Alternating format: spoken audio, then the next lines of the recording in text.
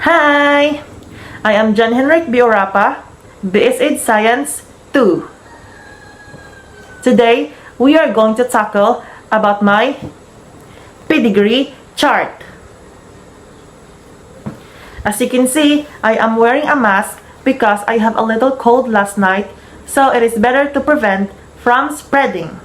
So right now, let's go back to presenting my pedigree chart. This is my pedigree chart in this angle. As you can see, my pedigree chart is all about right-handedness dominant. The big letter R will represent the right hand dominant. The small letter R will represent the left hand recessive. And this is the legend of my pedigree chart. The square will represent the male.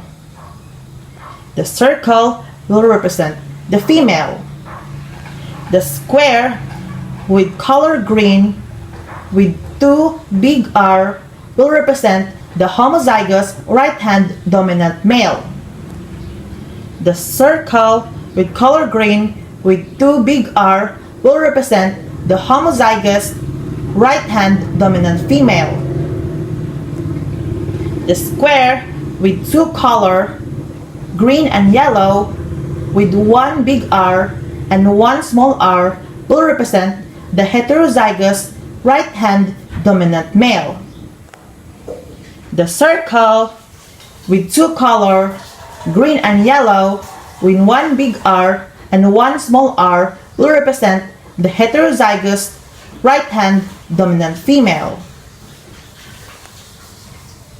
The square with color yellow with two small r will represent the homozygous left-hand recessive male.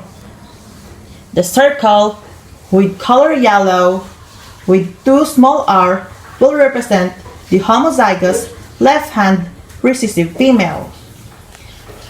And this is the pattern. As you can see, this is my grandparents. This is my father's side, and this is for my mother's side. In my father's side, my lolo has a homozygous right-hand dominant male, but my lola has a heterozygous right-hand dominant female, which she is considered as carrier.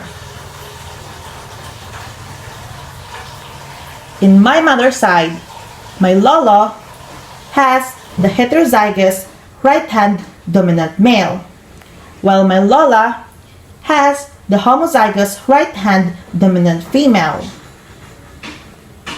In my father's side, there are only two heterozygous right-hand dominant, while there are also two homozygous right-hand dominant. In my mother's side, there are two heterozygous right-hand dominant, while there are three homozygous right-hand dominant. As you can see, my father and my mother are both carriers. They have a 25% that their children will receive a homozygous right-hand dominant, and a 50% for heterozygous right-hand dominant, and also a 25% for homozygous left-hand recessive. As you can see, this is my parents, my father and my mother, and we are four. So my sister, me, and my little brother. As you can see, my sisters and my little brother have a homozygous right hand, while me received the homozygous left hand recessive, which I am using a left-handed as my dominant.